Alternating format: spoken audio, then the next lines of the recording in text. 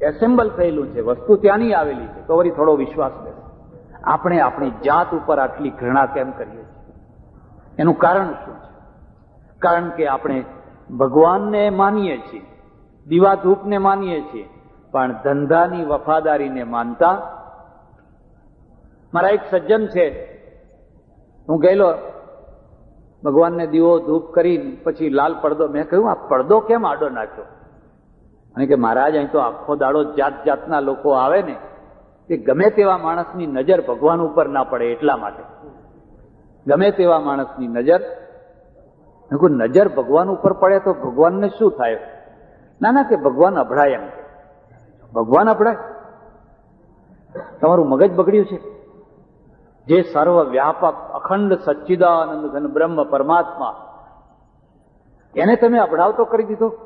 મેં કહ્યું ના, એટલા માટે નહીં, પણ આ પડદો એટલા માટે છે કે એ પડદો કહેવા માંગે છે, હે પ્રભુ, હવે તમારી નજર અંદર જ રાખજો. આ દુકાનમાં તમારાથી જોવા જેવું છે નહીં. આખો દિવસ જે આ દુકાનમાં જે ગોરખ ધંધા થશે ને, એ તમારાથી જોયા જશે. તમે ખાલી ગલ્લા ઉપર જ નજર રાખજો. આપણે લક્ષ્મી પૂજન કરીએ છીએ, ખબર નહીં કેટલા પૂજન કરીએ છીએ, જાત જાતના પૂજન કરીએ છીએ, અને છતાંય દુનિયામાં આપણી કક્ષા ક્યાં છે? આપણા ઉપર લોકો વિશ્વાસ નથી કરતા. આપણે જાતે આપણા ઉપર વિશ્વાસ નથી કરતા. આપણું ખૂટે છે શું? બસ ખૂટે છે ધંધાની વફાદારી ખૂટે છે. મારી બાજુમાં બેઠા શંકરભાઈ તમારા ગામના છે, એમના પત્ની રામબાઈ, એને નેચર કેરમાં દાખલ કરેલા. જર્મનીનો ડોક્ટર, દવાઓ નહીં આપવાની, પાણી માટી એ જ બધા ઉપચાર. અને એ ડોક્ટરને અહીંના ડોક્ટર સાથે મતભેદ થયો. પેલા જર્મનીના ડોક્ટરે કહ્યું કે એક વાર જે પાણી વપરાયું એ પાણી ફરી બીજા દર્દી માટે ના વપરાવું જોઈએ, એને ઢોળી દેવાનું. એક વાર માટી જે વપરાઈ એ માટી બીજા દર્દી માટે ના વપરાવી જોઈએ. આપણા ડોક્ટરે કહ્યું, એટલે આ ભાઈ, એ પાણી કઈ વારંવાર ટાંકામાં કેટલું આવે, એ તો બીજી વારે ચાલે ને ત્રીજી વારે ચાલે. મારા એક ઓળખીતા સ્વામી છે, મહંત છે, એમને હનુમાનજીનું મંદિર છે. મને કે શનિવારના દિવસે 3 થી 4 ડબ્બા તેલ ચડે છે હનુમાનજી. 3 થી 4 ડબ્બા તેલ ચડે છે. શું કરો છો? મને કે ભજીયા. દુકાનદારો બાંધેલા છે અને અમે એવી એક નળી મૂકેલી છે, કઈ ચડે એટલે આમ થઈને પેલી બાજુ ડબ્બો મૂક્યો હોય ત્યાં પહોંચી જાય છે. પણ એ તો કીધું એમાં સિંદૂરનો પટ હોય કે આપણે નહીં ખાવાના, જે મરે જેને ખાવા હોય, જેના ગળા બગડવા હોય એના. હનુમાનજી રાજી થાય ખરા? હનુમાનજીના સિંદુરિયા તેલનું ભજીયા બની અને લોકો મરે કે ગળા બગડે કે કેન્સર થાય તો હનુમાનજી રાજી થાય ખરા? પણ આપણે એ કરીએ છીએ કે નથી કરતા? તો હવે તમે જ વિચાર કરો, એમની જગ્યાએ તમે હો તો આ 4 ડબ્બા તેલને કરો શું? જો દર શનિવારે રોજ 1 ડબ્બો અને શનિવારે 4 ડબ્બા આવતા હોય તો તમે કરો શું? એનો ઉપાય છે, અને ઉપાય એ છે કે આખી પદ્ધતિ બદલી નાખો. ક્રાંતિ, ધર્મ ક્રાંતિ, આખી પદ્ધતિ બદલી નાખો. હું મોમ્બાસા ગયેલો, નૈરોબી ને મોમ્બાસા, ત્યારે મહાદેવમાં ઉતરેલો અને ત્યાં ગાયો બહુ પુષ્કળ આવેલી નવી નવી. તે આપણા માણસો મહાદેવને સોમવારના દિવસે, અમાવાસ્યાના દિવસે, એવો કોઈ ખાસ તહેવાર હોય એના દિવસે 10-10 મણ દૂધ ચડાવે. મણ 1.5 મણ તો રોજ ચડે, પણ કોઈ ખાસ એવું હોય તે દિવસે તો 10-10 મણ દૂધ ચડે. હવે બધું દૂધ ક્યાં જાય? અહીં ચડે ને પેલા ખાડો બનાવ્યો હોય એમાં જાય, એમાં કીડા પડે, એમાં ગંધ આવે અને પાછા લોકો આચમન કરે અને પરદેશીઓ આવીને ફોટા પાડે. પરદેશીઓ છે ને એમના દેશમાં બતાવવા માટે ફોટા પાડે ને નાક ફાટી જાય એવી ગંધ આવતી. 10-10 મણ દૂધ ચડે. કોઈ 5 શેર ચડાવે, કોઈ 11 શેર ચડાવે, કોઈ 1.25 મણ ચડાવે. બધી બાધાઓ હોય ને એ બધી. 4-5 દિવસ થઈ ગયા અને મને મારું હૃદય કકડી ઉઠ્યું. અરે 10 મણ દૂધ. પણ હવે હું કહીશ તો લોકોને ખરાબ લાગશે. ખરાબ લાગે તો ખરાબ લાગે. હું સંન્યાસી છું, હું કોઈ સારંગી વગાડનારો છું? કે ખમા બાપુ ખમા બાપુ ખમા બાપુ કરીએ? ના આ તારું સ્ટેજ પડ્યું, આપણે થેલી લઈને બીજે જવાના. અને પછી મેં 1 કલાક સુધી એના ઉપર પ્રવચન કર્યું. મેં કહ્યું, તમે 10-10 મણ દૂધ મહાદેવને ચડાવો છો, આવો હું તમને દૂધ ચડાવતા, મારે દૂધ બંધ નથી કરાવવું. તમે 10 નહીં 20 મણ લઈ આવો, પણ 1 ટીપું મહાદેવ ઉપર મૂકો, બાકીનું ધરાવો. એમાં કેસર નાખો, ઇલાયચી નાખો, ચારોડી નાખો, બદામ નાખો, અને કઢેલું ધરાવેલું દૂધ છે ને અનાથ આશ્રમના બાળકોને મોકલાવી આપો. અહીં જે આંધળા લોકો છે એમની સંસ્થા છે એમાં મોકલી આપો, જે વૃદ્ધાશ્રમની સંસ્થા છે એમાં મોકલી આપો. ફરી ફરીને જ્યાં જે કોઈ સંસ્થાઓ હોય, છાત્રાલયો હોય, ત્યાં મોકલી આપો. તમારા ધર્મનો જય જયકાર થઈ જશે. પેલા કાળા માણસો, પેલા ગરીબ માણસો, ત્યાંના જે નેટિવ છે, એ કહેશે કે ઓ હિન્દુ લોકો કેટલા સારા છે, આપણને કઢેલું દૂધ પીવડાવે છે. અને એ તો અહીં આવીને જુએ છે ને કહે છે કે આ હિન્દુ લોકો કેટલા મૂર્ખ છે કે આ આપણું દૂધ બધું અહીં ખાબોચિયામાં બધું બગાડી નાખે છે, ગંદકી કરી નાખે છે. તમારા ધર્મ ઉપર એ ઘૃણા કરશે. 1 કલાક સુધી. પછી મને ખબર પડી કે મારા પહેલા 2 વર્ષ પહેલા રંગ અવધૂત આવેલા, અને રંગ અવધૂતે પણ આ વાત કહેલી. એટલે મારી વાતને જરા ટેકો મળી ગયો, અને એમની વાતને મારો ટેકો મળી ગયો. તમારે ધર્મ ક્રાંતિ કર્યા વિના છૂટકો નથી. તમે 4 ડબ્બા હનુમાનજીના ઉપર તેલ ચડાવો, અને એ સિંદુરિયું તેલ ફરીને પાછું બજારમાં આવે ને તમારા છોકરા એના ભજીયા ખાય, અને એમાંથી એને કેન્સર થાય કે આંતરડાનો રોગ થાય. શા માટે? એમને મૂકો, એમના આગળ તેલ ચડાવવું જોઈએ તો એમને મૂકો, અને પછી એનું કંઈક બનાવીને ગરીબને સુખડી બનાવીને આપો. પણ નહીં, આ તો એમ કે અમે ચડાવીએ, ભાઈ એ બેસી જા, તો હું બંધ કરી દઉં, પછી બસ બેસી જા, એક સાથે બધું.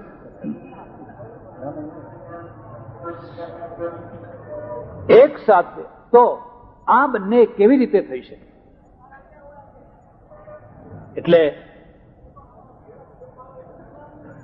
તમારે કંઈક પરિવર્તન કરવું પડશે, કંઈક ને કંઈક પરિવર્તન કરવું પડશે.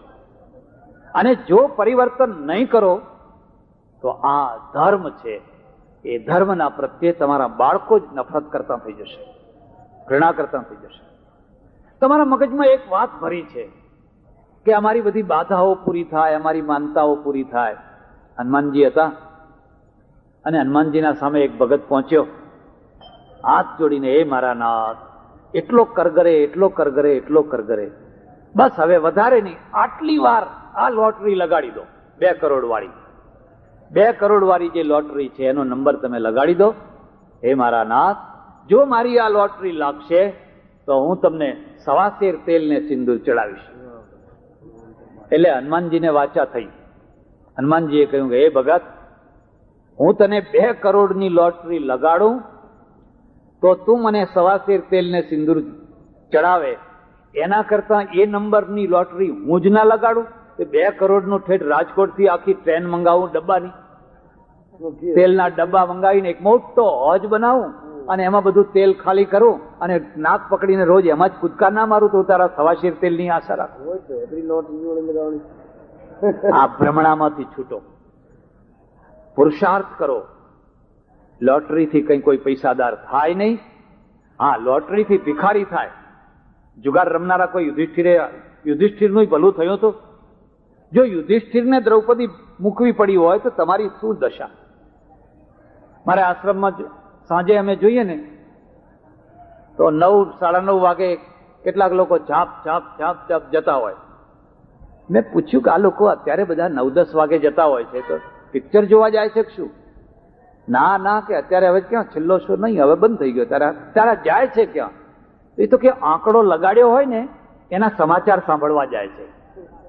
રાત્રે સમાચાર આવે ને પછી હોટલમાં જાય ને, લગાડ્યો હોય એટલે મનમાં નક્કી હોય કે આજ તો આવવાનો જ છે, ને આવતા પહેલા ખર્ચો શરૂ થઈ જાય. ચા પીવે ને, ગાંઠિયા ખાય ને, જલેબી ખાય ને, ખર્ચો થઈ જાય. અને 12 વાગે જયારે કઈ સમાચાર આવે ચહેરો આવડો થઈ જાય, આવડો ચહેરો થઈ જાય. પછી પાછા વળ્યા હોય ત્યારે તમે એમના પગ જુઓ તો ઘસડતા ઘસડતા ઘસડતા. હવે આ મરે નહીં તો શું થાય? આમનો દુશ્મન એમના અંદર બેઠેલો છે. એના અંદરનો દુશ્મન, કોઈ એને સંત મળે, કોઈ એને સાધુ મળે, કોઈ મહાપુરુષ મળે ને એના અંદરના દુશ્મનને મારે તો એ સુખી થાય. પણ હવે સાધુ એવા મળે કે બચ્ચા આજ તિગ્ગી લગાના, આજ તિગ્ગી લગાના. હવે અમે એ ધંધો કરીએ પાછા. અમારી પાસે તો એ ચક્કર બધા ફરતા હોય. અમારે પાછો ગાંજાનો ધંધો ખરો, આંકડાનો ધંધો ખરો. એક મારા ઓળખીતા સાધુ છે, આશ્રમ બનાવ્યો ને આશ્રમ ચાલ્યો નહીં બરાબર, આવક ના થઈ, બહુ દુઃખી થયા. મને કે ચાલતો નથી. વિચારીને કરવું હતું ને. મને કે 2-3 હજાર રૂપિયા મહિને ખર્ચો જોઈએ, પણ કોઈ કઈ આપતું નથી. 2-4 વર્ષ પછી ફરી મળવાનું થયું. મને કે હવે હારો ચાલે છે. મેં તું શું કર્યું? મારો હાથ પકડીને બહાર લઈ ગયા.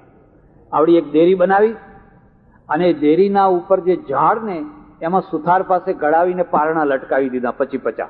મને કે મારી જાતે મેં આ પારણા બનાવી અને આ ઝાડ ઉપર લટકાવી દીધા અને પ્રચાર કર્યો. જેનો ખોળો ના ભરાતો હોય માતાજી ખોળો ભરાવી આપે છે.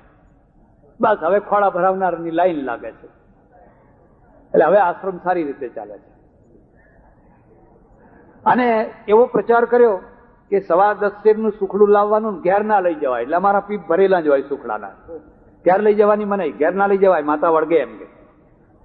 જો ઘેર લઈ જવાની છૂટ આપીએ લોકો ઘેર લઈ જાય પાછી. એટલે અમારે તો પીપળા ભરેલા ને ભરેલા જ રહે. ઘણી વાર હું કહું, આ દેશમાં કોઈ ભણેલા ગણેલા બેકાર છોકરાઓ ફરતા હોય, ઇન્ટરવ્યુ આપીને થાક્યા હોય તો હું એમને કહું, રવા દો લ્યા, એક ડેરી ઊભી કરો ને પાણી મંતરવાનું શરૂ કરો. ખેરાલુના બાપુના ત્યાં તડાકો પડ્યો એવો તડાકો પડશે. હજુ આપણા મગજમાં એક ભ્રમણા છે. કોઈ ઓચિંતાની લોટરી લગાડી આપે, કોઈ અમારો ખોળો ભરાવી આપે, કોઈ અમારું કંઈક કરાવી આપે, કોઈ કંઈક. શા માટે? તમે ઈશ્વર ઉપર શ્રદ્ધા રાખો ને તમારા બાવડા ઉપર શ્રદ્ધા રાખો. તમારા ધંધાને વફાદાર રહો. તમારો ધંધો ના ચાલે તો મને કહેજો. એકવાર કષ્ટ પડશે, એકવાર દુઃખ પડશે, પણ એકવાર ખાતરી થશે કે આ ડેરીમાં ચોખ્ખું દૂધ મળે છે, કદી પાણીનું ટીપું નથી નખાતું. 2 રૂપિયા વધારે આપીને પણ તમારે ત્યાંથી દૂધ લેશે લોકો. આ ડેરીમાં ચોખ્ખું ઘી મળે છે. પહેલા તમને સહન કરવું. સહન એટલા માટે કરવું પડશે કે તમારી આજુબાજુ બધા કાગડા છે.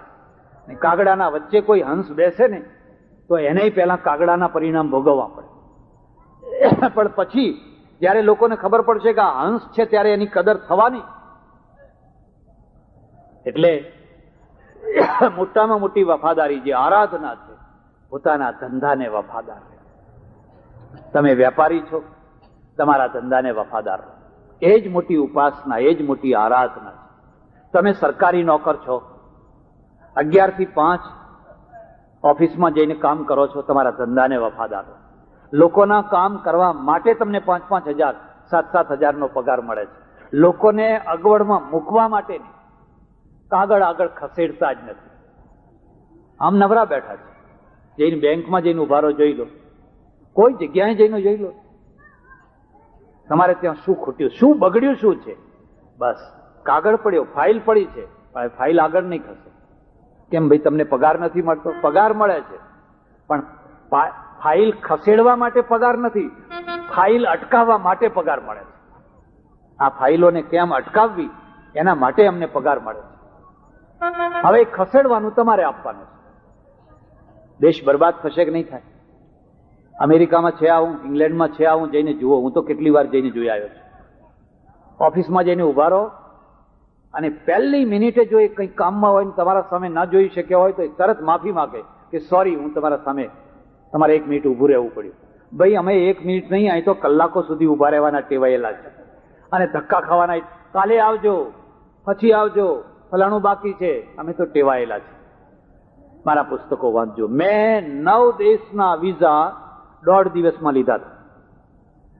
9 એમ્બેસીમાં જઈએ, પાસપોર્ટ આપીએ, ફોર્મ આપીએ, એક બાંકડા ઉપર બેસો, આમ થઈને 1.5 કલાકમાં કમ્પ્લીટ વિઝા થઈને આવી જાય. બીજી એમ્બેસીમાં જાઓ, ત્રીજીમાં જાઓ. 9 દેશના વિઝા ખાલી 1.5 દિવસમાં લીધા હતા ઇંગ્લેન્ડમાં.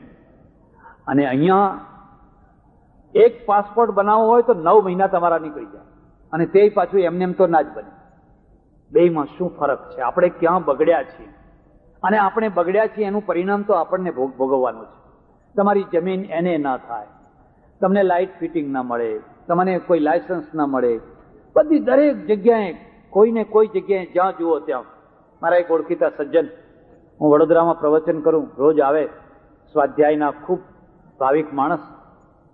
મને કે બાપજી મેં બંગલો નવો બાંધ્યો, ફિટિંગ બધું કરાવી દીધું, બંગ કમ્પ્લીટ થઈ ગયું, પણ પેલું સર્ટિફિકેટ મળે એટલે પેલું એ મળે, સાહેબ મોટા એમની પાસે ગયા પણ કનેક્શન ના આપે. એમાં એક બહુ મોટા મહારાજ આવ્યા ને એમની સપ્તાહ ચાલે, હજારો માણસો આવે સપ્તાહમાં, અને સૌથી પેલા સાહેબ બેસે ગોદડા ઉપર અને કઈ તન્મય થઈને કથા સાંભળે, કઈ તન્મય થઈને મને થયું બસ હવે આપણું કામ થઈ જશે. આ 7 દિવસની સપ્તાહ સાંભળશે ને, 8મા દિવસે હું પહોંચી જઈશ તો પેલી સપ્તાહની અસર હશે ને તરત કનેક્શન આપી દેશે. ને હું બેઠો બેઠો પેલા કથાકારને ના જોઉં પણ સાહેબને જોઉં, સાહેબ કેવા તન્મય થઈ જાય કથા. 7 દિવસ સુધી કથા સાંભળીને બરાબર વૈરાગ્ય ચડ્યો હશે. અને હું ગયો ઓફિસમાં ને કહ્યું સાહેબ હવે મને બંગલામાં કનેક્શન આપી દો ને. કે ભાઈ અમે ક્યાં મોડું કરીએ છીએ, મોડું તો તમે કરો છો, પતાવી દો ને એટલે આપી દઈએ. અંતે મારે પતાવવું જ પડ્યું કે આ કથા ફરી પાણીમાં ગઈ. કથા સાંભળી તોય ભલે ને માથા હલાવ્યા તોય ભલે, ના હલાવ્યા તોય ભલે, જે પહેલા પતાવવાનું હતું એનું એ જ, એમાં કશો ફરક નથી. આપણે ક્યાં ખૂટીએ છીએ, આપણે ક્યાં આપણે બગડ્યા છીએ. તમને ખબર છે એક માણસ એવો હતો જેના ત્યાં રોજ સાધુઓ જમવા જતા, રોજ સાધુઓને જમાડતો, અને એ માણસે 12 કરોડ રૂપિયાની ગાયની ચરબી વેજીટેબલમાં ભેળવી દીધી. વાંચ્યું હતું ને પેપરમાં? 6-7 વર્ષ 8 વર્ષ થઈ ગયા. મટન ટેલો છે એ 12 કરોડની પરદેશથી મંગાવેલો સાબુ બનાવવા માટે. એ સાબુ રહ્યો એક તરફ અને વેજીટેબલના અંદર બધું ભેળવી દીધું અને આખા દેશને ખવડાવી દીધું. એને તમે શું કહેશો? એને કઈ ફાંસી ઉપર ચડાવશો? કશું નહીં, કાંઈ ના થયું. થોડું ઉહાપો થઈને બધું દબાઈ ગયું. મારા જેવા કોઈ ધર્મગુરુએ ઉહાપો કરેલો એમનું મોઢું બંધ કરી દીધું. ચૂપ થાવ ને, હવે જે થવાનું હતું એ થઈ ગયું, તમે રાજી રહો. અને અમે તો દક્ષિણાના ભૂખ્યા. જરાક દક્ષિણા મૂકો એટલે ધનવાન, પુત્રવાન, લક્ષ્મીવાન, આયુષ્યવાન, વરદો ભવ, રામણાય સ્વસ્તિ, રાવણાય સ્વસ્તિ. હવે ચૂંટણી આવવાની છે એટલે તમારે જોવું હોય તો જોજો. કોઈ હાથે આશીર્વાદ આપશે, કોઈ પગે આશીર્વાદ આપશે, કોઈ કઈ આશીર્વાદ આપશે. અને આ જીતે તો એને આશીર્વાદ ને પેલો જીતે તો એને આશીર્વાદ. એક તો જીતવાનો જ છે. શું ખૂટે છે? આપણે ક્યાં બરબાદ થઈ રહ્યા છે? એટલે ધંધાની વફાદારી બહુ મોટી વફાદારી છે. અને એ છે તો તમારા ઘરમાં ભગવાનનો ફોટો નહીં હોય તોય તમે ભગવાન વાળા છો. ભલે રાખો ફોટો, દીવો ધૂપ કરો, હું કહું છું, પણ જો ધંધાની વફાદારી છે તો બધું જ. એમાં ધંધામાં 2 રૂપ છે. એક ધંધો તો એવો કે તમે વફાદારી ના રાખો તો લોકોને થોડું નુકસાન થાય, લોકો છેતરાય. પણ એક ધંધો એવો છે કે જો એમાં તમે વફાદારી ના રાખો તો લોકોના જીવન મરણનો પ્રશ્ન છે. માનો કે તમારો પેટ્રોલ પંપ છે. હવે એમાં આજકાલ તો તમે જાણો છો આ ધુમાડા શાના નીકળે છે? ચોખ્ખું મળે છે? શું ચોખ્ખું મળે છે આ દેશમાં? શું ચોખ્ખું મળે છે? ડીઝલ ચોખ્ખું નહીં, પેટ્રોલ ચોખ્ખું નહીં, ગેસ તેલ ચોખ્ખું નહીં, મીઠું ચોખ્ખું નહીં. તમને નવાઈ લાગશે કે મીઠામાંય પાછું મીઠું, પેલું હલકું મીઠું નાખવાનું, મીઠામાંય કંઈક રેત નાખવાની, મીઠું ચોખ્ખું નહીં. ક્યાં જશો? હવે એક માણસે દવાની દુકાન ખોલી છે. આપણે ત્યાં દવાઓ જાત જાતની આવે છે. ખાસ કરીને ઇન્દોર ને દિલ્હી તરફનો બધો માલ એવો આવવાનો કે એમાં પાણીને જ ઇન્જેક્શન હોય. આ ડોક્ટરને પૂછી જુઓ, કારણ કે અમારે ત્યાં દવાખાનું છે. અમે પહેલી શરત કરીએ કે સારી કંપનીઓ હોય એની જ દવા લાવવાની, બોગસ કંપનીઓની દવા બિલકુલ નહીં લાવવાની. આ દેશમાં તો બોગસ કંપનીઓ છે અને એને કશું થતું નથી, કાંઈ થતું નથી. મોટા ભાગે જે સરકારી દવાખાના કેવા હોય જ્યાં ખાલી આંકડા જ બતાવવાના હોય, એમને પેલી દવાઓ સાથે કે એમને તો બિલ સાથે સંબંધ છે. ડોક્ટરનો ધંધાને હું શું સમજુ છું? અમારે ત્યાં શાસ્ત્રમાં લખ્યું છે વિષગસૌ હરિરેવ તનુભૃતામ. બેસી એક વિષ્ણુ પેલો ઈશ્વર છે અને એક વિષ્ણુ છે એ ડોક્ટર છે. પેલા વિષ્ણુ છે ને એ પાલન પોષણ કરે છે અને આ વિષ્ણુ છે એ પણ પાલન પોષણ કરે છે. તમારા પેટમાં અલ્સર થયું, કોઈ ગાંઠ થઈ, કોઈ બીજું થયું, કઈ ત્રીજું થયું, કઈ ચોથું થયું, તમને ખબર નથી. તમારું ટીવી બગડ્યું, તમને શું ખબર પડે કે આમાં શું બગડ્યું છે? તમારું ઘડિયાળ બગડ્યું, તમને શું ખબર પડે? હવે તમે ઘડિયાળીને આપો છો અને ઘડિયાળી શું કહે છે? 4 કલાક પછી આવજો.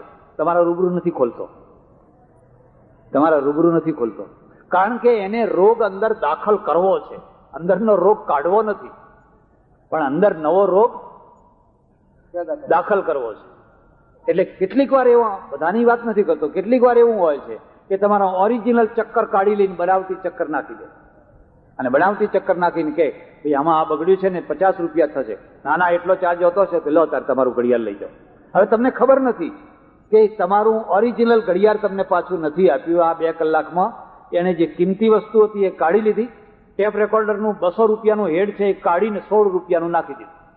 હવે 16 રૂપિયાનું વાગવાનું છે, 200નું વાગવાનું છે, પણ તમને એ ખબર નથી પડતી. આ માણસ કદી સુખી થાય ખરો? આ દેશ કદી ઊંચો આવે ખરો?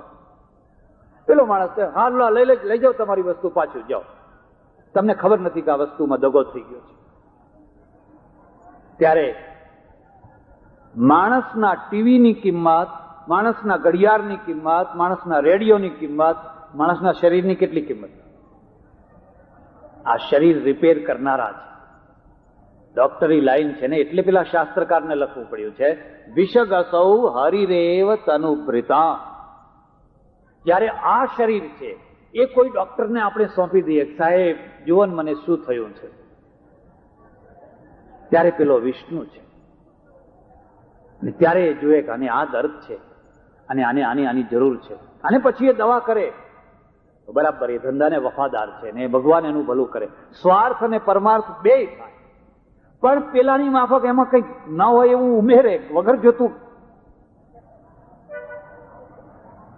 પછી ઈશ્વર રાજી રહે ખરા? તમે ધંધાને વફાદાર રહ્યા ખરા? અમારે ત્યાં એક એવા ડોક્ટર હતા, કોઈ પણ પ્રસૂતિને કુદરતી રીતે થવા દેવાની જ નહીં. બસ પ્રસૂતિને ચીરો જ મૂકી દેવાની, જુલમ ના કરો. કોઈ વાર મૂકવો પડે, ના મૂકવું પડે એવું નહીં. છોકરું એવું તેવું હોય, કંઈક અવ્યવસ્થા હોય તો કરવું પડે, પણ તમે ગયા નહીં, કહી દીધું કે હો બહુ સિરિયસ કેસ છે, બહુ સિરિયસ કેસ છે, ઉપાડી જ લેવું પડશે. હવે એને 3,000 રૂપિયાનો ફાયદો થાય એટલા માટે પેલી સ્ત્રીની જિંદગી બરબાદ થઈ, કારણ કે પછી બીજી પ્રસૂતિ, ત્રીજી પ્રસૂતિ એ કુદરતી રીતે નહીં કરી શકે. આ ધંધાને વફાદાર રહ્યા ખરા? તમે કોના સાથે છેતરપિંડી કરી? જે તમને આજીવિકા આપે છે એના સાથે જ છેતરપિંડી કરી. એનું પરિણામ એ આવ્યું કે ડોક્ટરને એક દિવસ રાત્રે ભાગવું પડ્યું, અને પછી માખીઓ ઉડે એના ત્યાં કોઈ જાય. તમે અધર્મથી થોડોક ટાઈમ તો બધું ચલાવી શકો, પણ અંતે લોકોને અન્ન ખાય છે, લોકોને સમજણ પડે છે, લોકો કઈ એટલા ભોટ નથી. અમારા એક બીજો ડોક્ટર છે, સર્જન છે, વિજી પટેલ, પગે જરા લંગડા છે. એક છોકરું જાય, કોઈ પણ જાય, જે સાચી વાત હોય એ જ કરવાની, કદી કોઈને ખોટી વાત નહીં કરવાની, કદી કોઈને ખોટું ઓપરેશન નહીં કરવાનું, ખોટો ચાર્જ એ કહી દે કે આ કામ મારાથી નહીં થાય, તમારે જસલોક સુધી દોડવું હોય તો દોડી આવો, આ કેસ હવે સુધરવાનો નથી, તમારી ઈચ્છા હોય તો તમે દોડી આવો. અને લોકો માની જ લે કે આ માણસ કદી ખોટું નહીં. એને આજે બંગલો છે, એ ભીખ નથી માગતો, એનો ધંધો પડી નથી ભાગ્યો, એના ત્યાં રહેવાની જગ્યા નથી મળતી, એટલા એના રૂમ ભરેલા હોય છે. પેલાને કેમ ભાગવું પડ્યું? કારણ કે ધંધાનો દ્રોહ કર્યો એટલે. અને પેલાને આંચ કેમ નથી આવતી? કારણ કે એ જાણે છે કે હું ધંધાને દ્રોહ નહીં. કેટલા વિશ્વાસથી લોકો મારા આગળ ગરદન મૂકી દે, સાહેબ હવે તમે જીવાડો તોય તમે અને મારો તોય તમે. 2 રૂપિયાના ઇન્જેક્શન ને 200 રૂપિયાનું બનાવો તોય તમે. આપણને ખબર પડે? તમને શાની ખબર પડે? ભેંસની ખબર પડે કે આ ભેંસ 2,000 ની, 5,000 ની, 7,000 ની, કે આ બળદ કેટલાનો. હવે ઇન્જેક્શનની મને શું ખબર પડે કે આ 2 રૂપિયાનું છે કે 40 રૂપિયાનું છે કે 200 રૂપિયાનું છે? પણ અંતે ખબર પડે. પહેલી ખબર ના પડે, પણ અંતે ખબર. 1 દિવસ નહીં, 2 દિવસ નહીં, વર્ષ નહીં, 2 વર્ષ નહીં, પણ પછી ખબર પડ્યા વિના રહે. એટલે આ વાત હું એટલા માટે કરું છું, પંકજભાઈનું દવાખાનું ને મને બોલાવે ત્યારે હું વ્યક્તિગત પ્રસંગોમાં જવાની ઈચ્છા ના રાખું. મેં બહુ કહ્યું, ભાઈ આ તો તમારું વ્યક્તિગત દવા, પણ હવે તમારે મને બોલાવવો જ હોય તો એક શરતે હું આવું, તમારે મને વચન આપવાનું. અને વચન એ આપવાનું કે પેલો જે પ્રસૂતિના જે ચીરા મૂકતા હતા ને એ કામ આપણે નહીં કરવાનું. આપણે ધંધાને વફાદાર રહેવાનું, અને વફાદાર રહેતા તમને કોઈ આંચ આવે ને તો તમે મને કહેજો. તમારા ધંધાને વફાદાર રહેતા જો તમારે સહન કરવું પડે, શરૂઆતમાં કદાચ થોડું સહન કરવું પડે, પણ અંતે તમારી કીર્તિ સ્થાપિત થવાની. અંતે લોકો કહે છે કે સાચો માણસ છો. મેં એવા ડોક્ટરો જોયા છે જેને લોકો ડોક્ટર નથી કહેતા, ભગવાન કહે છે. તમે રોજના 50 દર્દી તપાસો, 30 દર્દી તપાસો, 20 દર્દી તપાસો, એમાં એક દર્દીને ફ્રી તપાસો. કોઈ સાધુ આવ્યો, કોઈ બ્રાહ્મણ, કોઈ ગરીબ માણસ આવ્યો, કોઈ વિધવા આવી, તમે જાણો કે એની આર્થિક સ્થિતિ સારી નથી, તમે એને ફ્રી તપાસો એને. અને દવાઓ તો કેવું છે, કારણ કે મને થોડો અનુભવ છે, મારે ત્યાં દવાખાનું છે ને, મેં ઇન્જેક્શનો આપ્યા છે. જે 5 રૂપિયા વાળી ગોળી જે કામ કરે ને એ જ કામ 3 પૈસાની ગોળી પણ એ જ કામ કરે. 3 પૈસાની સસ્તી ગોળી પણ એ જ કામ કરે. પણ કેટલાક લોકોને ગોળીની અસર નથી થતી, બિલની અસર થતી હોય છે. એમને જો એમ કહો ને કે આ 3 પૈસા વાળી ગોળી છે, તાવ ના ઉતરે, પણ એમ કહો કે આ 5 રૂપિયા વાળી છે, તરત તાવ ઉતરી જાય. તમે ગરીબ માણસ માટે સસ્તી દવા વાપરો. સસ્તી દવાથી સારું થતું હોય છે, એવું નથી હોતું કે નથી થતું હોતું, પણ એ માણસ તમારી કીર્તિ ફેલાવશે, તમારો જય જયકાર કરશે. ડોક્ટર તો ભગવાન જેવા છે. તમારા ઓળખીતા પારખીતા આવ્યા, તમારા સંબંધી આવ્યા, બેન આવ્યા, ભાણેજા આવ્યા, એનો ચાર્જ ના હોય. અને હું તમને બીજા પક્ષે કહું છું કે તમારે કદી પણ ચાર્જ આપ્યા વિના દવા કરાવવાની ઈચ્છા નહીં કરવાની.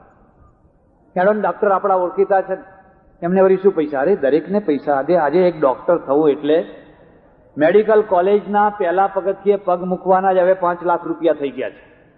થયા છે કે નથી થયા? તે પાછા પૂરા માર્ક હોય તે છતાં પછી બીજા પગથિયે ત્રીજા પગથિયાની વાત તો જુદી છે. એક માણસને ડોક્ટર થતા થતા 30 વર્ષની ઉંમર એની પૂરી થાય છે. એટલે હવે એને બાકી કેટલા 25-30 વર્ષ રહ્યા, અને 30 વર્ષની ઉંમર સુધીમાં એને 20 થી 25 લાખ રૂપિયા એને ખર્ચ્યા હોય છે. એનું મૂડી રોકાણ છે. એટલે આપણે કદી પણ કોઈની પાસે પણ મફત કામ કરાવવાની વૃત્તિ નહીં રાખવાની. ડોક્ટર મફત, ફલાણું મફત, ચા મફત કોઈ પીવડાવે, કોઈ બીડી, જરા બીડી લાવજો, એટલે કે બીડી જરા દિવાસળી આપજો, ત્યારે તું રાખે છે શું? આખો દિવસ આપજો આપજો આપજો. તમે તો જીવતા માણસો છો, મરદા. એક ખુમારી નહીં માગવાની. ડોક્ટરને કહેજો તું ભાઈ ખરો, અમારા સગા ખરા, પણ જેટલા પૈસા થાય એટલા પહેલા લેજો, કારણ કે તમારે દવાઓ મફત નથી આપતી, આ દવાખાનું એમને એમ નથી ચાલતું. એ તમારી ખુમારી છે. અને આમની ખુમારી એ છે કે ના હો જાઓ, અથવા ઓછા લઈશું, તો શું થાય કે બંનેનું ગૌરવ રહે.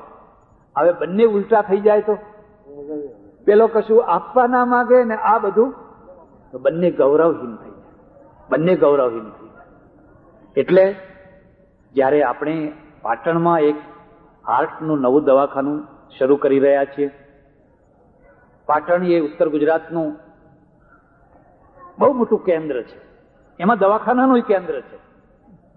મારા ખ્યાલ પ્રમાણે મહેસાણા ભલે જિલ્લાનું કેન્દ્ર હોય, પણ પાટણમાં જેટલા દવાખાના હશે એટલા મહેસાણામાં નહીં હોય. હશે પાટણમાં જેટલી સગવડ છે એટલી કદાચ આખા જિલ્લામાં બીજી કોઈ જગ્યાએ નહીં. અને પાટણ તો ઠેઠ રાજસ્થાન સાથે સંકળાયેલું છે. રાજસ્થાન સાથે સંકળાયેલું છે એટલે અહીંયા ઘણા દવાખાના છે, અને દરેકનું એક બજાર હોય છે. હીરાનું બજાર હોય છે, શાકભાજીનું બજાર હોય છે, કાપડનું બજાર હોય છે. આ જ દવાખાનું તમે એક નાના ગામમાં જઈને ખોલો તો નહીં ચાલે. તમે બાલીસણામાં કે મણુદમાં જઈને આ દવાખાનું ખોલો તો નહીં ચાલે, પણ પાટણમાં ચાલશે. મણુદનો માણસ મણુદના દવાખાનામાં નહીં જાય, પણ પાટણમાં આવશે. પાટણ લઈ જાવ એને, મણુદ નહીં. ભલે આ ડોક્ટર મણુદમાં રહે તો નહીં આવે. પાટણ લઈ જવાનો અર્થ જ છે કંઈક ઊંચે ગયા એમ. ના કે મુંબઈ લઈ જાઓ, ના વિલાયત લઈ જાઓ. તમને ખબર નથી કેટલીક વાર તો અમેરિકા અને વિલાયત કરતા સારી દવા અહીંયા થતી હોય છે, અને સસ્તી થતી હોય છે, પણ આપણા મગજ ઉપર એક અસર છે. એટલે દરેકનું એક બજાર હોય છે. અહીંયા બીજા પણ હાર્ટના દવાખાના હશે જ. એમાં એક નવા દવાખાનાનો ઉમેરો થઈ રહ્યો છે, અને નવા દવાખાનાનો ઉમેરો થયો છે એમાં મને 2 વાતો ગમી છે. એક તો આ યુવાન ડોક્ટર છે, અને મને યુવાનો પ્રત્યે બહુ વિશ્વાસ છે, બહુ આશા છે. એમને જેમ વાળવા હોય એમ વાળી શકે. આમાંથી બધા 60-65 ઉપરના કહીને કે મહારાજ હવે તમે કહેશો એમ કરશું તો હું વિશ્વાસ ના કરું. બધા ખાઈ બધેલા બધા 65 વર્ષના એ કેમ કોઈને આંગળી ઉપર નચાડવાનું, કેમ કોઈને આમ ને કેમ પગે કમાડ બંધ કરવાનું, કેમ હાથે બંધ કરવાનું, એ બધી વિદ્યાઓ જાણી. એટલે એમના ઉપર મને બહુ ભરોસો નહીં. પણ આ ચડતું લોહી છે અને એટલે મને આશા અને વિશ્વાસ છે કે આ ડોક્ટર માત્ર કોમર્શિયલ ડોક્ટર તરીકે નહીં, હું એમને ભલામણ કરું કે જ્યાં જેટલા બિલની જરૂર હોય 100 પૈસા પૂરેપૂરા વસૂલ કરો. આજે લોકો પૈસા આપવા તૈયાર છે, હવે તો લોકો પાસે પૈસા છે, પણ 100 પૈસા લઈ અને સામે 100 પૈસાનું કામ આપવાનું, 99 પૈસાનું નહીં. તમે 100 પૈસા લો અને સામે 100 પૈસાનું કામ આપો. અને 100 પૈસા લઈ અને 20 પૈસાનું કામ ના આપીએ અને પછી આપણે બેઠા બેઠા મનમાં રાજી થઈએ કે કેવા છેતરીએ છીએ, કેવા લૂંટીએ છીએ, તો તમે ધંધાનો દ્રોહ કર્યો. તમે 101 પૈસાનું કામ ના આપો, 1 પૈસો વધારે નહીં, પણ 100 પૈસાનું સામે પૂરેપૂરું કામ આપો. ડોક્ટરને ઊંઘ ના હોય, ડોક્ટર સમયસર ખાય નહીં, ડોક્ટરને બાળ બચ્ચા ના હોય, અને ના હોય એ જ ડોક્ટર થઈ શકે. તમે માંડ રાતના 12 વાગે સુતા હો ને તરત જ ટેલિફોન આવે, પેલો દર્દી બૂમો પાડે છે. તમે એમ ના કહી શકો મરવા દો સવારે આવીશ, એવું ના કહી શકો. ડોક્ટરને ઊંઘ ના હોય, એ અડધો કલાક ઊંઘ્યા વરી જાગ્યા, વરી ઊંઘ્યા વરી જાગ્યા. એમાંય જ્યારે તમે તમારી વ્યક્તિગત હોસ્પિટલ લઈને બેઠા હો ત્યારે જે અહીં દર્દી દાખલ થયા એ તમારા શરણે આવ્યા છે, તમારા આશરે આવેલા છે. તમારી એક બહુ મોટી જવાબદારી છે અને એ જવાબદારી તમે વસૂલ પૈસાથી તમે બંધાયેલા છે અને માનવતાથી બંધાયેલા છે. એટલે ડોક્ટરને ઊંઘ ના હોય, ડોક્ટરને સમયસર જમવાનું ના હોય. વિસનગરમાં ડોક્ટર આચાર્ય હતા, ઓળખો છો? મારા ઓળખીતા હતા. જ્યારે જુઓ ત્યારે હસતા ને હસતા, આંગળા બધા કોવાઈ ગયેલા. આંગળા એક્સરે મશીન આમ પેલું પકડતા પકડતા, હવે આજે તો બધી નવી સગવડો થઈ ગઈ, આંગળા કોવાઈ ગયેલા. રાતના 2 વાગ્યા સુધી ઓપરેશન કરે. કૃષ્ણની મૂર્તિ મૂકેલી, પગે લાગી અને ઓપરેશન કરે. હસતા ને હસતા. મેં કહ્યું તમને ભૂખ નથી લાગતી? તમને ઊંઘ નથી આવતી? મને કે ડોક્ટરને ભૂખ ના હોય, ડોક્ટરને ઊંઘ ના હોય. તમે બધા હિમાલયના યોગીઓને યોગી કહો છો, પણ ખરા યોગી અમે છીએ. ખરા યોગી તો અમે છીએ. ડોક્ટરને બાળ બચ્ચા ના હોય, કારણ કે પેલી બિચારી રસોઈ કરીને તૈયાર ટેબલ ઉપર બેઠી હોય, અહીંયા ઓપરેશન ચાલતું હોય. એટલે એને તું જમી લે, મને ટાઈમ મળશે ત્યારે જમવા આવીશ. એને તૈયાર થઈને પિક્ચર જોવા તૈયાર થઈને બેઠી હોય, હવે એને પિક્ચર જોવા જવું કઈ અહીં દર્દીને સંભાળવું. ડોક્ટર છે એનું આંતરિક જીવન જીવો તો તમે જોશો તો એનામાં ત્યાગ હોય તો જ એ ડોક્ટર થઈ શકે. એક તો એનામાં ચીડિયો સ્વભાવ તો ના જ હોવો જોઈએ, કારણ કે મને અનુભવ છે. હું દવાઓ આપતો સુઈગામમાં, દર્દીઓ આવે એટલે હું કહું જો આ સવારે ખાવાની, બપોરે ખાવાની, સાંજે ખાવાની 3 વાર પાણીની સાથે, આ જમ્યા પછી લેવાની 2 વાર, અને આ છે તે રાત્રે ઊંઘતી વખતે 1 લેવાની. 4 દિવસની દવા આપી હોય, બીજા દિવસે જ આવે, સાહેબ દવા આપો. ભાઈ 4 દિવસની આપી હતી ને, એ તો કે ખાઈ ગયા બધી.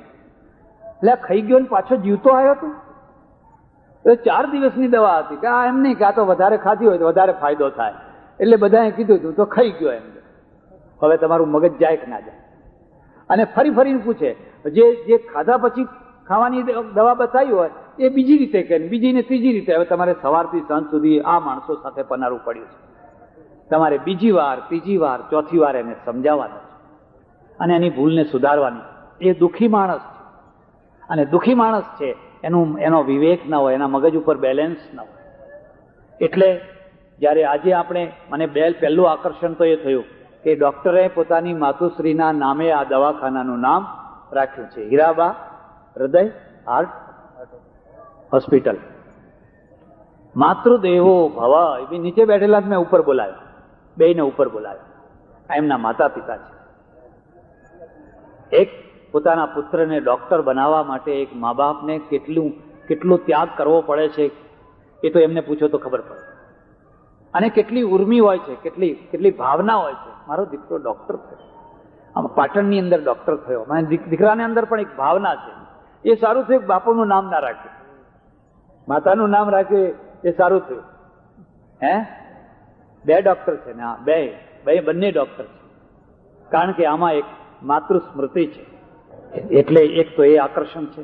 એક બીજું આકર્ષણ છે કે જ્યારે આજે ઘણા દવાખાના ખુલી રહ્યા છે અને બધા દવાખાનામાં જોઈએ એવો બધો સંતોષ નથી હોતો, ત્યારે એક એવું દવાખાનું હોય જે 2 પૈસા કમાય. હું એવું નથી કહેતો કે તમે બધાને મફત દવા આપો કે ચાર્જ ના કરો. હું કહું છું પૂરો ચાર્જ કરો, પણ પૂરી સેવા આપો અને પૂરી વફાદારીથી. જે ના કેસ સુધરેવો હોય કહી દો કે આ સુધરેવો નથી. એને ખોટો રખડાવો નહીં, એને ખોટા પૈસા બરબાદ ના કરાવો. કહી દો ભાઈ મારાથી આ થઈ શકે એવું નથી, તમે લઈ જાઓ બીજી કોઈ જગ્યાએ. પણ એમ નહીં 4 દિવસ સુધી આપણે એને ગમે એમ રૂમમાં રાખી મૂકીને પછી એ રસ્તો બરાબર નહીં. એટલે અને આવી હું અપેક્ષા લઈને આવ્યો છું અને હું ઈચ્છા રાખું છું કે આ માઇક ઉપર ડોક્ટર બધાના વચ્ચે એમ બોલે કે જે તમે અપેક્ષાઓ રાખી છે એ રીતે હું પૂરેપૂરો ધંધાને વફાદાર રહીશ અને અહીં આવનાર દર્દીને ભગવાન સમજીને એની પૂરેપૂરી સાચી એની દવા કરીશ. અને તો મને આનંદ થાય અને મને એમ થાય કે મારા હાથે એક દવાખાનાનું ઉદ્ઘાટન કરાયું. ચાલો મેં બીજું જિંદગીમાં કંઈ ના કર્યું તો કંઈ નહીં, પણ એક સાચો ડોક્ટર તો મેં દુનિયાને આપે. એક અને દુનિયા પણ એમ કહેશે પાટણમાં જવું હોય તો પંકજભાઈના દવાખાને જજો, તમને છેતરશે નહીં. બસ આટલી ક્રેડિટ બહુ મોટી ક્રેડિટ થઈ. આટલી ક્રેડિટ એ પૈસા કરતા મોટી ક્રેડિટ થઈ ગઈ. તો સજ્જનો, બસ મોટામાં મોટી આ 4 વાત યાદ રાખજો. 4 વફાદારીઓ. તમે તમારી જાતને વફાદાર રહો, તમે તમારા સંબંધોને વફાદાર રહો, તમે તમારા ધંધાને વફાદાર રહો અને તમે તમારા દેશને વફાદાર રહો. આ 4 વફાદારીઓ હશે અને જીવન જો નિષ્ફળ થાય તો તમે મને કહેજો.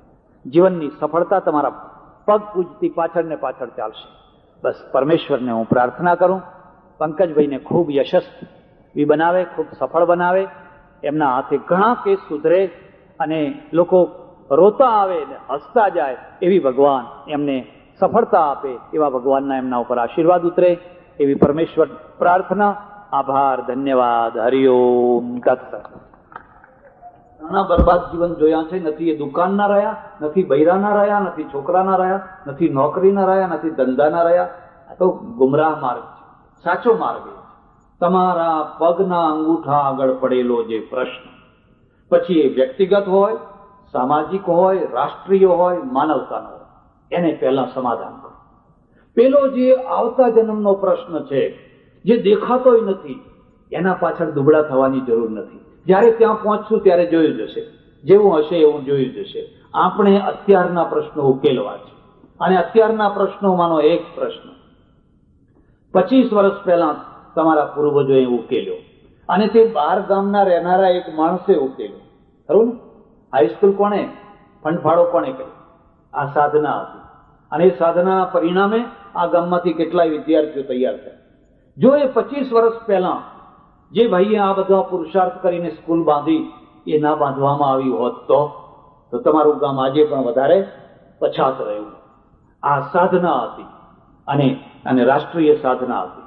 હવે તમારી દીકરીઓ પાટણ જાય કે સિદ્ધપુર જાય હાયર સેકન્ડરી કરવા માટે બસોમાં ધક્કા ખાતી વગેરે વગેરે બહુ મોટી અડચણ છે, ત્યારે તમારે હાયર સેકન્ડરી સ્કૂલ કરવાનું જરૂર થઈ છે અને સરકારે એવા કાયદા કર્યા છે. વાત ન કરો. જો તમે અમારે ગીતામાં એક લખી છે વાત, અર્જુનને ભગવાન સમજાવે છે, હતો વા પ્રાપ્સ્યસી સ્વર્ગમ જીત્વા વા ભોક્ષ્યસે મહિમ. હે અર્જુન, જો મરી જઈશ તો સ્વર્ગને પ્રાપ્ત કરીશ લડાઈ કરતા કરતા, અને જો જીતી જઈશ તો પૃથ્વીનો રાજા બનીશ. તારા હાથમાં તો 2 હાથમાં લાડુ છે. એમ સરકારે પણ અત્યારે એવી વ્યવસ્થા કરી છે કે હે યુવાનો, હુલ્લડો કરો. જો મરી જશો તો 2 લાખ મળશે, જો મરશો તો 2 લાખ મળશે, અને જો જીવતા રહેશો તો લૂંટફાટ કરજો. કઈ જાતની વિચિત્ર. પોલીસ મરી જાય વિચારો કે પોતાની ડ્યુટી બજાવતા પોલીસને 2 લાખ ના મળે, પેલો ફાયર બ્રિગેડ વાળો છે, અગ્નિશામક વાળો, એ અગ્નિ બુઝાવતો બુઝાવતો કદાચ મરી જાય તો એને 2 લાખ ના મળે. પણ ગુંડાઓ જો તોફાન કરવા નીકળ્યા હોય અને એમાં જો મરી જાય એને અમારે ત્યાં મળ્યા, અમારે તે જોયું, અમે પેટલાદમાં જોયું, આવો કાયદો કર્યો છે. અને એટલે હવે 2 લાખ એ તરફ વાળ્યા છે. એટલે અહીં હાઈસ્કૂલમાં પૈસા આપવા ક્યાંથી? સરકાર આજે પૈસા વિનાની બની ગઈ છે. નર્મદાનું કામ એ બંધ પડ્યા જેવું છે. અમે બધાએ બહુ બૂમો પાડી, પણ આજે અમે સમજીએ છીએ કે ખબર નહીં 80 અબજ રૂપિયાનું બજેટ છે. તમે 2 દિવસ ઉપર જે રહ્યું 81 અબજ રૂપિયાનું બજેટ છે. અને 81 અબજ રૂપિયામાંથી 3 અબજ રૂપિયા નર્મદાને ફાળે ગયા છે. અને 3 અબજ રૂપિયા જાય તો 50 વર્ષે નર્મદા પૂરી ના થાય. તમારે જો 10 વર્ષમાં નર્મદા પૂરી કરવી હોય તો દર વર્ષે તમારે 8 થી 10 અબજ રૂપિયા એમાં નાખવા પડે. હવે આ 2 લાખમાં નાખે કે આમાં નાખે કે આમાં નાખે, શામાં નાખે? મેં એકવાર એક મંત્રીને કહ્યું, મેં કહ્યું આ દારૂબંધી કાઢી નાખો ને, નર્મદાનો ખર્ચો એમાંથી નીકળી જશે. પણ મને કે આ તો ગાંધી બાપુનું ગુજરાત ને, દારૂબંધી તો ના કાઢાય. મેં પણ દારૂબંધી છે ખરી? આમ તમારે ત્યાં કેવી છે તો તમે જાણો, બાકી ઊંઝામાં તો બિલકુલ જડબે સલાબ છે. અરે આવડા છોકરા પિતા થઈ ગયા, આવડા પ્યાલીઓ લઈને ફરે છે બધા, અને મરે છે, આંખે આંધળા થાય છે. અને સરકારની કેવી વિચિત્ર વાત છે કે મરે એટલે પાછી મદદ કરવાની. પેલા લઠ્ઠો કહેવાય ને, લઠ્ઠો પીને મરે ને એટલે એને મદદ કરો. કઈ જાતની વાત છે? ત્યારે આ જે માધ્યમિક શાળા છે એના માટેના કાયદા પણ સરકારે બહુ વિચિત્ર બનાવ્યા. 5 વર્ષ સુધી તમને ગ્રાન્ટ ના મળે, પછી કંઈક પૈસા જમા કરાવવા પડે, ફલાણું કરવું પડે, ફલાણું કરવું પડે. આવા વિચિત્ર કાયદા તો ભાગ્યે જ કોઈ જગ્યાએ હોઈ શકે. પણ હવે એ કાયદામાં જ જીવવું છે. કાં તો પછી એ કાયદાને બદલો. આપણે બદલી શકીએ, આપણે પ્રજા છીએ. હા, એટલી શરત છે કે નમાલાપણું ન હોય તો બદલી શકાય. નહીં તો કે જે આવે રાજ કરો ને ભાઈ આપણે શું નહીં, એવું નહીં. તો આ માધ્યમિક સ્કૂલ તો શરૂ કરવાની જ છે. અને દેવચંદ ભૈયા અપીલ કરી, આત્મારામ ભૈયા અપીલ કરી કે મેં કહું બોણી તો કરો. હવે બોણી કર્યા વિના તમે અપીલ કરો એની તો કોઈ અસર થતી હશે? અમારે આત્મારામભાઈ તો પાછા તૈયાર થઈ જાય, પણ મને કે શું કરવું, મારા હાથ બાંધી દીધા છે. નહીં તો મને તો ઘણો સુરાતન ચડે છે, પણ હાથ એવા બાંધી દીધા છે કે અમે કંઈક આપવા માંગીએ છીએ બધું મંજૂર નથી થતા. એટલે મેં કહ્યું એમ કરો કે ભાઈ હાથ છૂટશે ત્યારે આપશું, એમ એવી શરતે કરો. હમણાં નહીં તો કઈ નહીં, પણ જયારે હાથ છૂટો થશે. સજ્જનો, તમારું મોટું કામ તો કરશનભાઈએ જ પૂરું પાડી દીધું છે. અને એમણે ઓફર કરી દીધી છે કે કોઈ ના મળે તો, અને આપણે શું કામ હવે મેળવવાની જરૂર જ ક્યાં છે? તો બને એક તરફ રાખો, જે મળ્યા એ શું ખોટા છે? અને ના, એ તો બરાબર છે. અને કુદરત કેટલી તમારા ફેવરમાં છે કે તમે કહ્યું કે 2 લાખ રૂપિયા આપે એનું નામ રાખવું, અને એમણે 2.5 લાખ, 2 ના 2.5 કરી દીધા કે ભાઈ તમે 2.5 લાખ કયા. એમના મગજમાં એમ આવ્યું કે 2.5 લાખ કયા છે. ત્યારે એ 2.5 લાખથી તમારી સંસ્થા ઊભી થઈ જાય અને ચાલુ થઈ જાય એવું માનીને તમે નિષ્ક્રિય થઈને બેસી ના રહેશો. અને જો નિષ્ક્રિય થઈને બેસી રહેશો, ત્યારે બહારના માણસો આવશે, ફલાણા આવશે ને કંઈક માળા પહેરાવશું ને આપણું કામ થઈ જશે, તો નમાલી પ્રજા થઈ જશે. જેને બહારના 2 લાખ લેવા હોય અને ઘરના 2 લાખ પહેલા ઉભા કરવા જોઈએ. અને જે ઘરના આપે ને એ જ બહારની મિલકતને પચાવી શકે. નહીં તો તમે ભિખારી માત્ર થઈ જશો. અને પછી તો જયારે જુઓ ત્યારે આપજો મા બાપ, આપજો મા બાપ, આપજો મા બાપ કરનારા થઈ જાઓ. એટલે તમારે તમારી જાતે પણ એટલા પૈસા પેદા કરવાના છે, અને મને વિશ્વાસ છે કે એથી પણ વધારે તમે કરી શકશો. અને જયારે હું તમને અપીલ કરું છું ત્યારે મારી ઈચ્છા એ છે કે હું તમને કોરી અપીલ ન કરું. હું તો એક સામાન્ય સાધુ છું. મારે કોઈ પંથ નથી, કોઈ મિલકત નથી, કોઈ એ બધું નથી.